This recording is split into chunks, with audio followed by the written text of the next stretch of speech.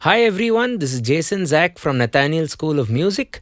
In this lesson, we are going to look at how you can color up a major chord, a minor chord, as well as a dominant seventh chord. Now, these three chords are found in almost every song that you would ever play. And in fact, even if the chord is written in a very sophisticated way, like a major seventh, or a minor ninth or 11th or whatever, you can still actually play the song with the traditional major and minor chord. And in some cases, you'll have to play a dominant chord because a dominant chord is a very unique chord. So in this lesson, I'll differentiate the dominant seventh chord from the major chord throughout the lecture. So a dominant seventh chord rather, would be a major chord with a flat 7. So a dominant seventh chord means flat 7.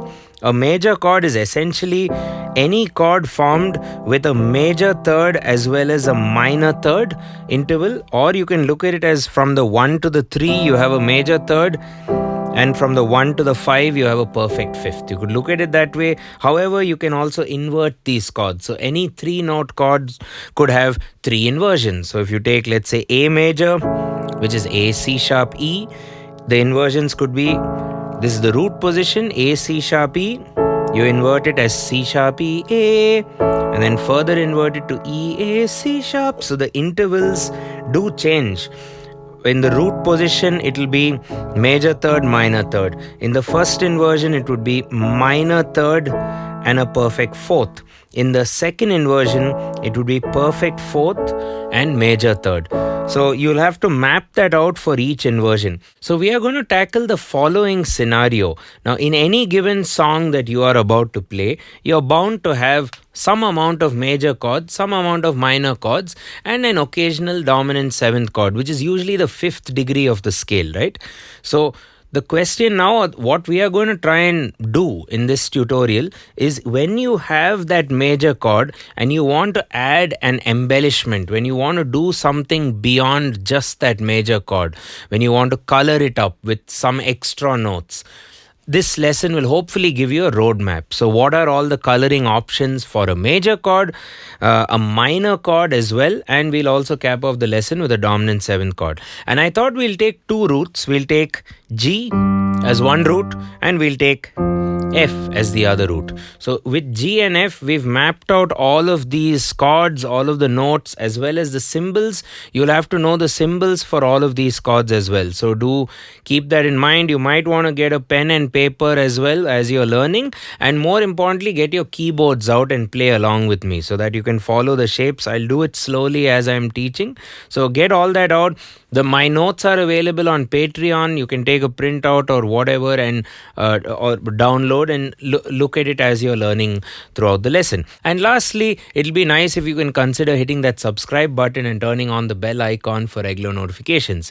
Okay, let's get cracking. So I'm going to take F for a start, the root F, and let's start with our F major. Usually when we play F major, you'll have the root F in the bottom and you'll have the major chord played with whichever inversion. Okay. So when you have a major chord, especially in the start of a song and at the end of a song, I like to color it up with a major 6th extension, as it could be called. So you take a major chord and add the 6th interval. So you could call this as an F major 6th or F 6th. And it's also good to note that this major 6th chord, F major 6, if you go to the relative minor of F major, it'll be D minor, right? And if you keep the same shape in the right hand and just play D, you get a nice substitute chord.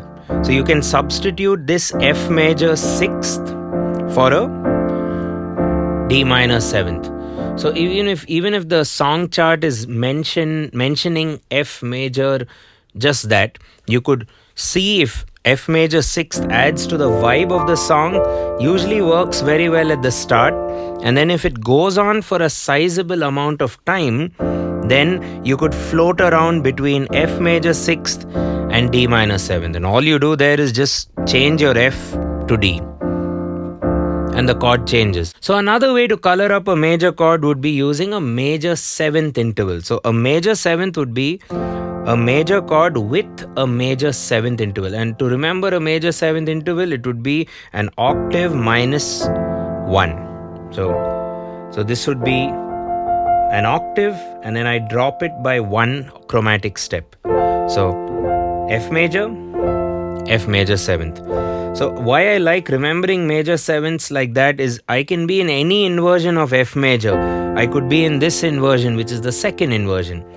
Doesn't matter, the names don't matter much, but still, C, F, A is my order of notes. Now, if I wish to play a major 7th, I just ask myself, what is the major 7th from F? It's E. But I can look at my root, F, and go -1 and add the E. So the idea for a major 7th would be to find it with respect to the existing triad, or at least the root. So F major 7th, then F major 7th, then I could play F major like this as well, first inversion, and now I keep a finger free to play, well, again the major 7th, or if I play F major like this in root position, if my hand is like this, I could play the major 7th there. If my hand is like this, I could play the major 7th here. You just have to ask, what is that extra note? In this case, it's E. Okay, so major 7th would work very well for a 1 chord in a song. So generally the 1 chord can be colored up as a major 6th or a major 7th. I just like to do major 6th coloring at the start and end, and major 7th somewhere in the middle here and there, wherever you feel fit. Now the next major chord color would be a major 7 sharp 4, or a Lydian chord, or what officially I think they call it as major 7 flat 5. So sharp 4 is essentially a flat 5 where you're accessing a tritone, or you're replacing the perfect 5th with a augmented 4th, also known as a tritone. So you could look at that as a flat 5 because its C comes down, or you look at it as a sharp 4 because the B flat goes up. Okay, now when would you do this? You do this more so if F happens to be the 4th degree chord or the 4th chord. Then you get a nice Lydian sound out of it, right? So this could be an F major 7th flat 5. Now this would work in context if the scale was actually C major. So if you take, let's say, so if the scale is C,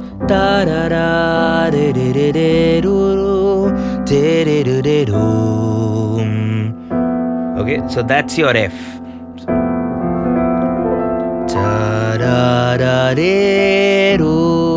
So if you're using a major 7 flat 5, generally speaking, it would be the 4th degree. So when the chord is number 4, so if you're on D major scale, what's the 4?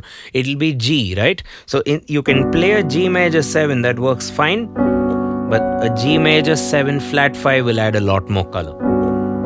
There we go.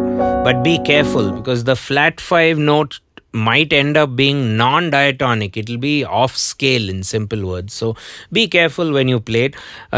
So you have major 6, major 7th, and then you have a major 7 flat 5. Now another chord I've been learning, I guess, of late in the past few years, which I at least use a lot more in my compositions, is the 6/9 chord. So you can form a 6/9 chord traditionally by building it in this order. So you take F and you go F in the left hand, you get the 3 with respect to F, the 6, major 6, and the 9.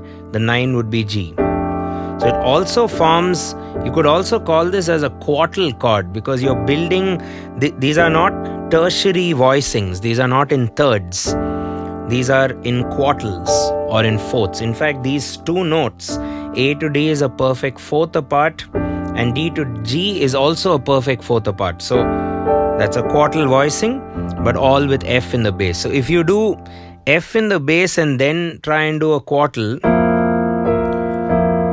that's not a 6/9 chord. A 6/9 chord would be you take any root, go up a third, and you get the 6/9. I will revise this on G right after I walk you through everything on F. Okay, so that's an F6/9. You could also play a 6/9 if you want the 6/9 by even starting on the 6. So that'll be not so much color.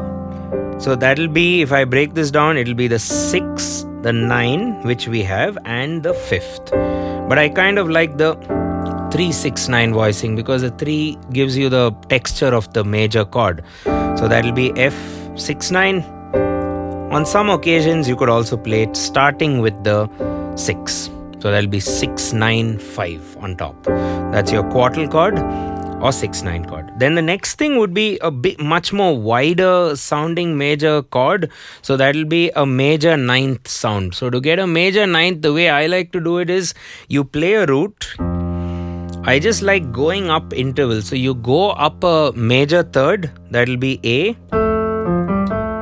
And from A, you can start by playing an A minor and then extend it by playing an A minor 7th. Okay? So that automatically gives you an F major 9th. But if you're not so comfortable with playing a 7th chord upstairs, you can very well work with, you can very well get a major 9th sound by going up a perfect 5th from F. What's a perfect 5th from F? That'll be C, correct? And play a major chord upstairs. And you kind of get a 9th sound. A nice open voiced 9th sound. Just to show you, you have your 9 here, you have your 5th, and you have your major 7th. Okay? You just don't have the A. You could also add that in if you wish. So that'll be your major 9th. You could also look at F major 9th as C major / F. Or you could also look at F major 9th as A minor 7 / F. And the last 2 chords for major, which I have for color, would be some add voicing or add chords. The easiest thing to add to never clash or never ever sound wrong for the song would be an add 2. Well, some of them call it add 9, but I think theoretically you could call it an add 2. Adding or add, the add name essentially means you take a triad and you add to it. So if I add the 2, I retain my 3 notes F, A, C, but I will have to add the G. So that'll be an add 2. And if I place that on the top, I guess you could say add 9, but in theory that will be more like a major 9, implying that you also have the major 7. So anyway, let's not get into that at the moment. The debate of 2 versus 9. We've done a tutorial on add chords versus suspended chords versus all these other extended chords. So do check that out. We'll leave it in the description. So you have an add 2, F add 2. Works pretty well. And what I like to do in addition to this would be to play an add 2/4. So an add 2/4 would be you play the 2 and the 4. So you take F major and you add both of these guys, the 2 and the 4. Very suspended chord, but a very thick chord, very clustered chord. There we go.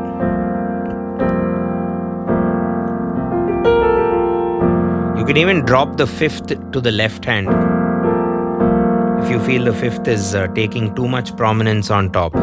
So it's essentially a power chord in the left hand, and you could play like this, which is an F major add 2, or you can do F major add 2 plus 4 as well if you wish. Okay.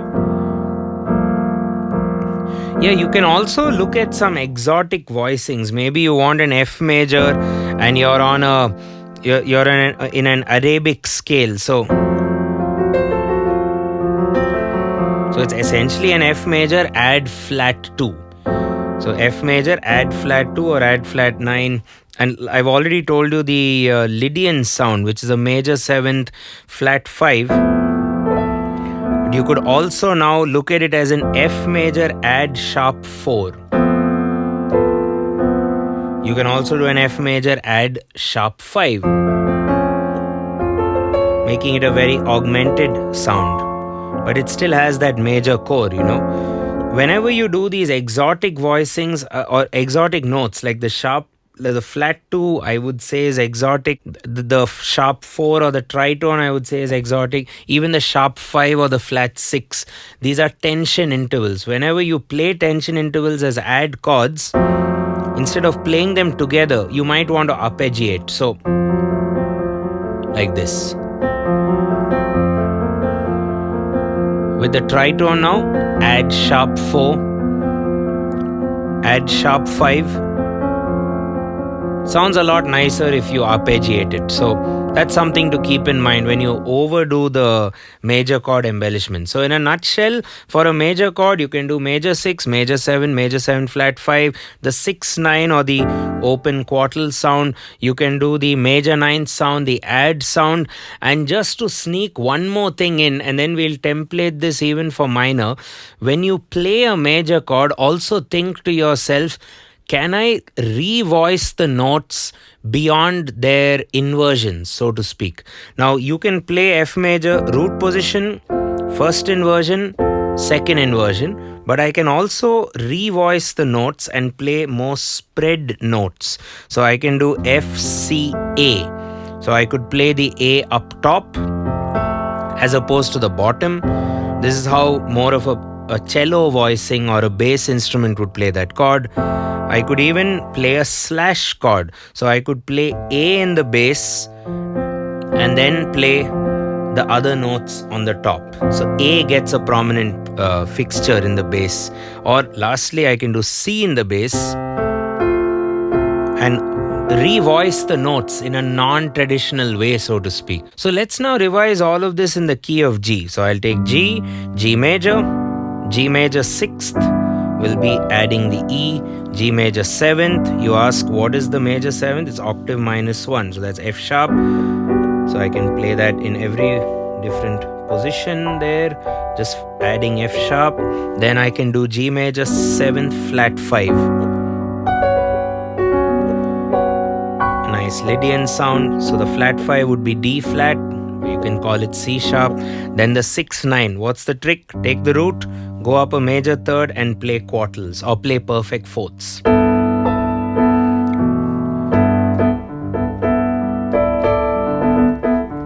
And then you have the major 9th. What are the 2 tricks? Play the root, go up a major 3rd and play a B minus 7th over G. Another option is go up a perfect 5th and play a major chord over that same bass.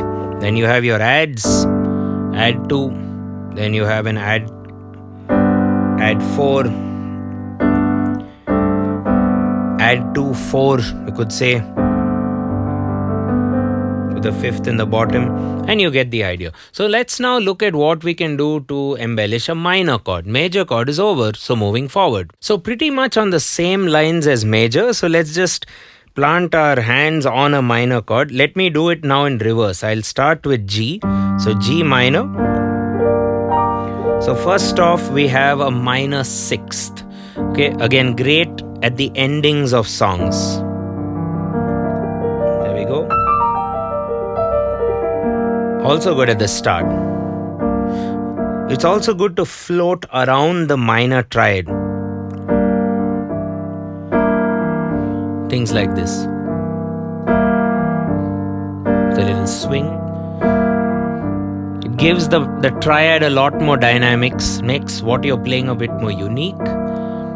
Okay, so a minor 6, don't get confused. It is not a minor chord with a minor 6th. No, it's a minor chord with a major 6th. So that will be a minor 6th. Then we have a minor 7th, which is the usual thing you do to a minor chord. You'll add a minor 7th, and a minor 7th interval is the root minus 2, not minus 1. Minus 1 would be major 7th.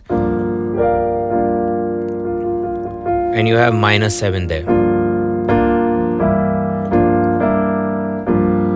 Right, you'll find this a lot in Pink Floyd music. You'll find this a lot in some of the theatric music.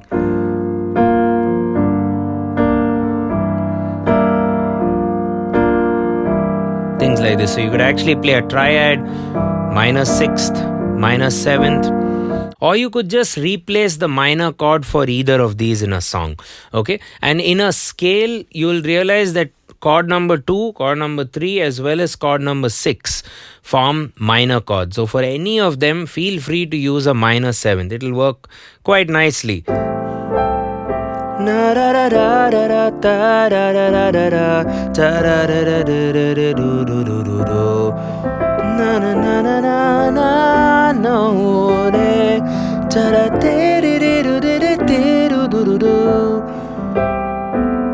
Let's move on. So now you have a minor major 7. This will work really well if you're on a melodic minor or a harmonic minor scale. So G minor major 7th would be G minor, and you add a major 7th to it. So it works really well if your key or your scale is either the harmonic minor or the melodic minor.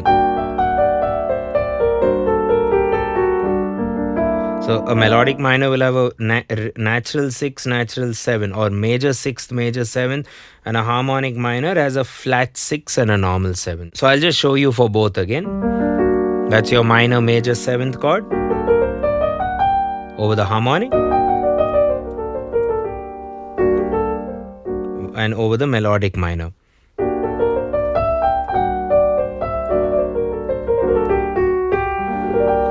There we go. Minor 7th with a 4 in the bracket, or you could just say minor 7, 4, or minor 7, no 5. So I don't find it in books written out, but I tend to use it quite often. So it will be 1, 3 flat, 4, and a 7 flat upstairs. So it's like a suspension for a minor chord, if you want to call it that. Like we have a 7 sus4 for major, you know.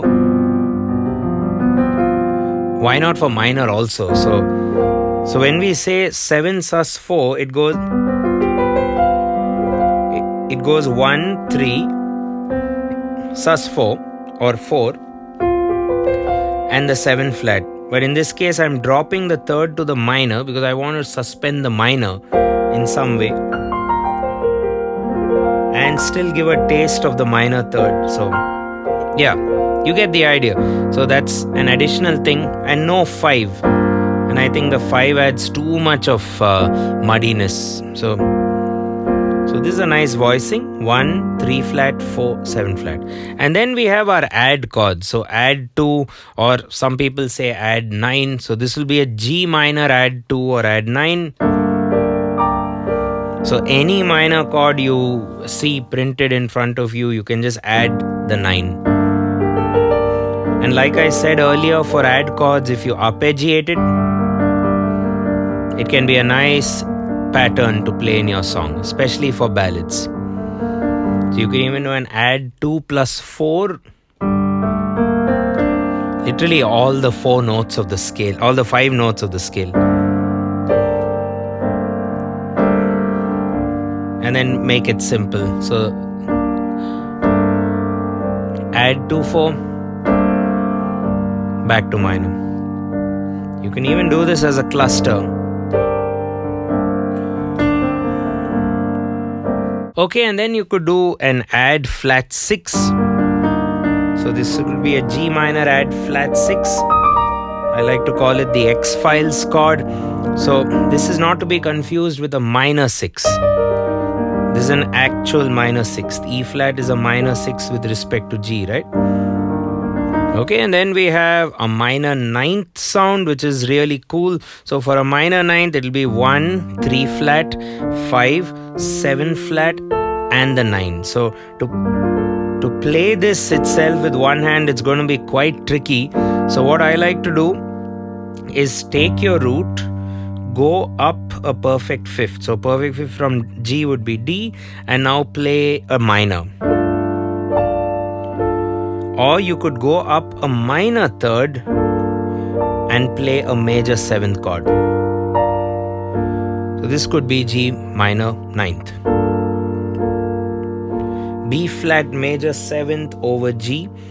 B flat, how is it related to G? It's a minor third, correct? Yeah. Or you could go up a perfect 5th and play D minor over G. Yeah. And then you can have an exotic option, add sharp 4. So that'll be... You can also do your Phrygian, which will be adding the flat 2. Okay, so add sharp 4 and then add flat 2. Again, arpeggiate, it will be a bit better.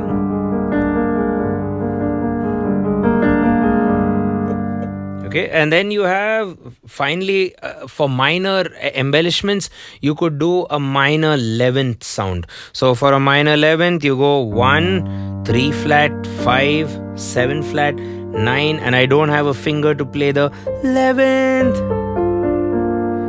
So how do you rectify that? You need a voicing. So the trick I usually do would be you play the minor chord in your left hand, or at least the root and the 5th, or even the root, go down 2 steps. So what's 2 steps down from G? And whenever I say the word steps, I mean chromatic steps. So, or you could say go to a minor 7th but descending minor 7th. So it'll just be here and play a major chord. Okay, now this tends to sound like a G11th. It's like a dominant. So to make it more minor, you play a minor chord. So if you play it really low, you might not have the budget to play all the notes of the chord. Like, this will be too much. This will be a very cluttered sound. But if you play the same thing high, right? So a minor 11th probably should be considered when your bass is already there. You know, there's another separate instrument playing these lower notes, and you could look at it as upper extensions. So you could think of it as, I'll play a triad on top while the rest of the group will play this. Or you could play a minor chord in your left hand, go down 1, or go down to a minor 7th and play a major chord. Okay, so let's explore all of this and revise it on the key of F. I've been doing it on G. So for F, F minor 6th. So you take F minor, minor 6. Remember, major 6th is on top. That's the interval. So that's F minor 6th. Okay, then F minor 7th. Minor 7th is octave minus 2. Then minor major 7th, popular for the melodic and harmonic minors.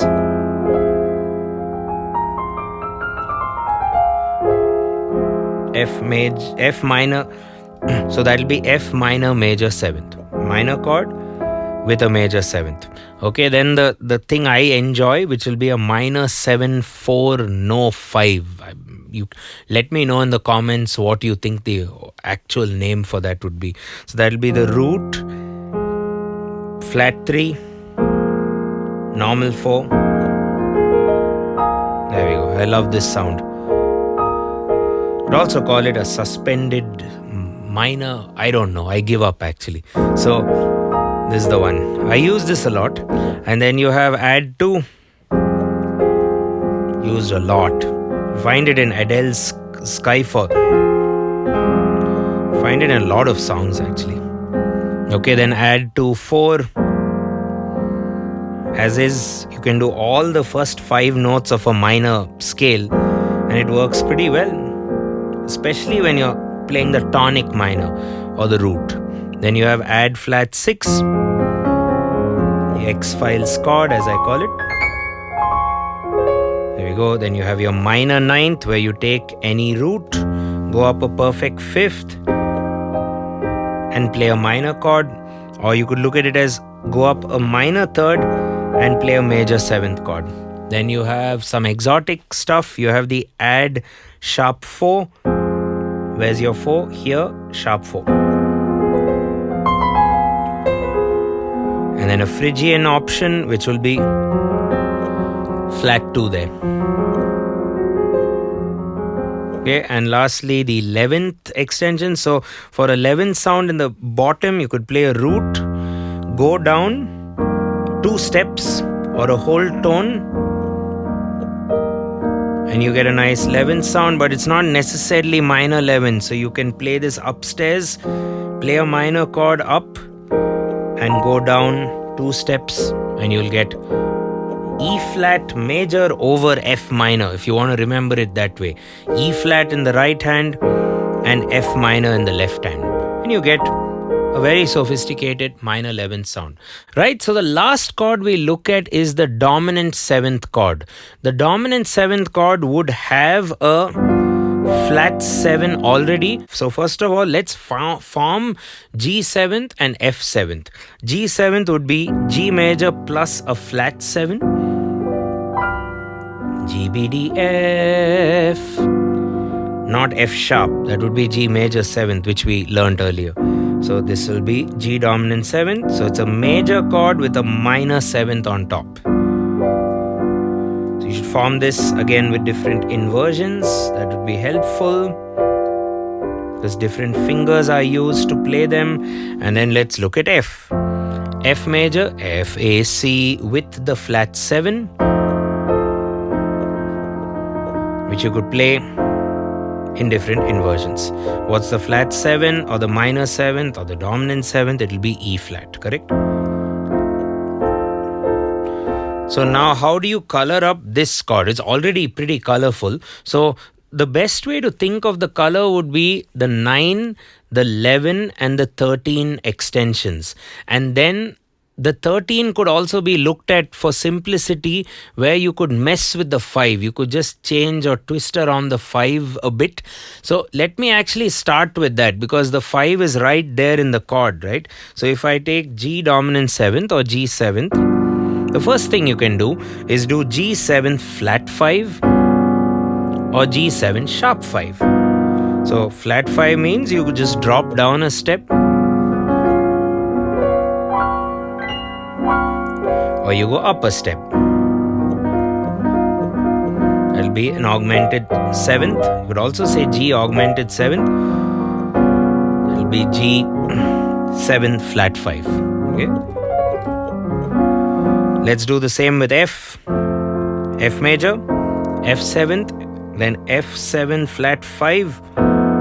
You don't have the C. Instead, that C goes to B. Or you can do an F7 sharp 5. The C goes to C sharp. And there we have it. The other options with the 7th chords is you could bring in some 9ths. So F, this will be called F 9th. However, with the 9, you have the opportunity to either flatten the 9, that will be called F7 flat 9, or raise the 9, that will be called F7 sharp 9. So F7, still F7, F9, F7 flat 9, F7 sharp 9. So if you also get used to the notes, so F major, F dominant 7th, F dominant 7th with the F on top, F dominant 7th or F 9th, F, A, C, E flat, G. Then we have F7 flat 9, whose notes will be F, A, C, E flat, F sharp or G flat. And then we have F7 sharp 9, F, A, C, E flat, A flat on top, that one. So we've finished with 9, and lastly we have the 11s. So you have F7th with the 9, and then you could play these with upper extensions as well. Anytime you have 9, 11 and 13, you would have to have a 7 in the chord. So you have E flat, which is the flat 7. This would be your 11. But what if you want the 11 with the 9 as well, as including the 7 flat? you have an E flat major over F. So how do you remember that? So to get an F 11th like this, you go down a tone and just play a major chord. You very much get an F 11th sound. Okay. By the way, you can even do a sharp 11. So you can take an F 7th and then. So this could be considered as an F9 sharp 11. So you could write it as F9 because of that 9 here, and then I'm sharpening the 11, so you should write the sharp 11 in brackets to make it easier to read. You can also see where you want to put that sharp 11, a nice exotic sound. And then lastly, you'll have the 13 sounds. So first find the 13. The 13 is the same as a 6. So you'll want to get that D and an E flat. So together they don't sound so good, right? So you could actually play it like this. This is how I go with a nice 13 sound.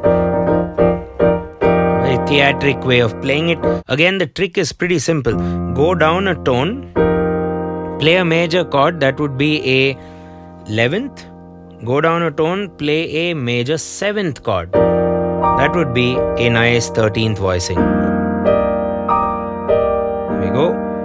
You would also simplify your study with a 13 by just playing things like a 6-9, but then that won't have a 7 flat. So a good way to get a 13, at least for me, would be play a major 7th on top with the root in the bottom, and the major 7th is built a minor 7th down. So if that is confusing, you can see my chart. There we go. And let's do all of this on G as well. Okay, so G 7th, G 7th flat 5, G 7 sharp 5. Then you have your G 9th with that A on the top, G 7th flat 9 with the A flat, then G7 sharp 9, then A sharp. You have to officially call it A sharp. Then you want to get some 11ths in there. So take your G, go down a tone, which is F. You get a nice gospel 11th sound. And if you want a nice theatric 13th sound, go down a tone to F and you get a major 7th on top.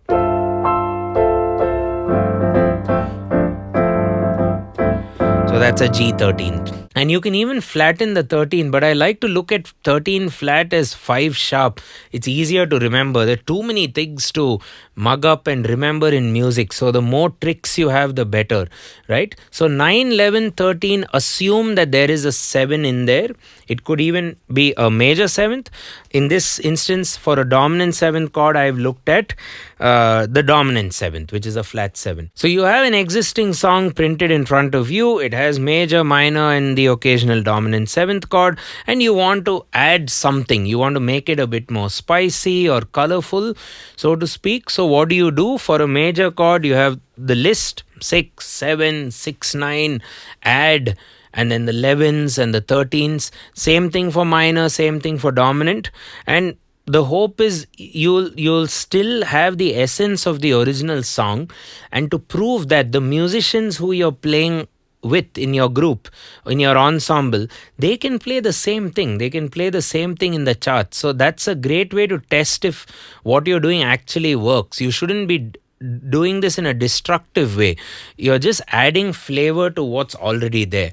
So you don't have to tell your guitarist or the other members, see, I'm playing a G 13th chord, and maybe they don't even know how to play a 13th chord. So let them play a G 7th instead. Or, you don't have to tell them that I'm playing an F6, 9 voicing. How do they care? Maybe they have their own voicing while you are doing the 6-9. That's the other thing with these voicings. You're choosing a voicing because someone else did something else, or someone has held fort and played a simple triad. So you are just trying to explore and go out of it. And even in the world of production, if you are the person making all of the tracks in your software, you could look at it as, okay, piano, let the piano play the chord in a spread way, while let the pads which is the thing to support the music, play it in an add way. Let the guitar play it in a 6/9. The horn section or the string section could do the exotic intervals if there are, like a flat 2. So you could look at it from an arrangement and production perspective. You could look at it as your role in the band will be this and not affect what they are doing. Or if you are just playing it and you feel the chord progression is nice, but the way you're playing it could be more unique and spicy and original sounding, you can use some of these techniques. Now, I know I haven't showed this for an actual song. The reason being, I wanted this lesson to be a bit detailed. So I didn't want to slow down or lessen the theory content in this lesson. So I would hope that you leave me some suggestions in the comments as to what song, leave me some simple songs, obviously, which I can then consider in a future lesson where we'll color it up further. We'll write the chord charts and play along with me for that song that you enjoy doing. And if you have some specific suggestions, you can always join our school and do this over an entire semester where we'll teach you what exactly you want to learn at the current level you're at. So do consider also supporting us on our Patreon. That will help our channel grow. And don't forget to hit that subscribe and turn on the bell icon for regular notifications. Thanks a ton for watching the lesson, and I will catch you in the next one. Cheers.